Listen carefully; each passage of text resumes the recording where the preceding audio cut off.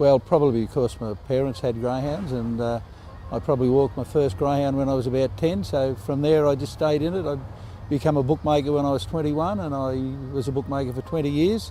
And then I branched out into training greyhounds and breeding greyhounds after that.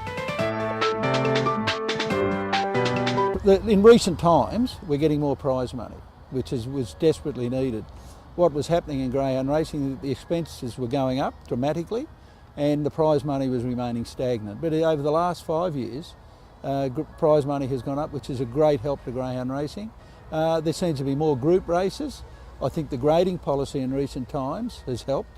It's only a small thing in some ways, but what it can do is keep older dogs around, whereas before a dog would get to a certain stage and you'd have to either sell him to New Zealand or to another state. So I think there have been some substantial improvements in greyhound racing.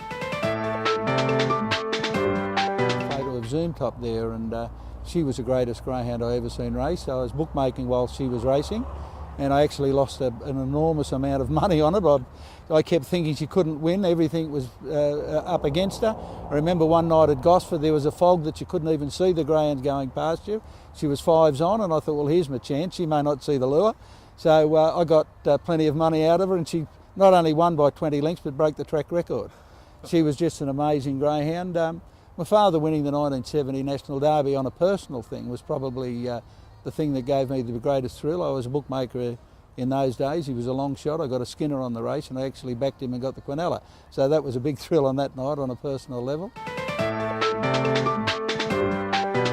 The best greyhound, probably the ones I've trained. I had a dog in 1986 called Pacific Seagull. He was probably the best dog I've ever seen not to win a group race. He ran second to Legendary Kid in the 1986 Melbourne Cup. Repeated's won 29 races. He's won 16 at Wentworth Park. Magnifique, another dog I'm training at the moment, he's won 28 races and won 14 at Wentworth Park. I had a dog called Ultimate Wish who won 9 of his first 11 starts, was favourite for the Galaxy and broke a hock unfortunately. He was going to be anything. So I've bred a lot of outstanding dogs, and a lot of our breed, people have bought pups off me. They're actually going on now, and Chewy Arky's one that comes to mind. He's from our breed. All the habit dogs that Jeff Cook trains, they all go back to our breed. So it's been an outstanding breed, and just hopefully that could continue on. Well, it was an emotional moment, yes. It was sort of something we suspected but weren't sure of, and knowing how much Dad contributed to greyhound racing, as I said, I wouldn't be in greyhound racing only for him, and he was so passionate about it as a greyhound trainer, which he still was doing up until late into his 70s. And he still would walk probably an hour of a morning in his 70s, which is why he's 89 today and still fit and healthy. And even when he was a director of the GBOTA, he put his heart and soul into it.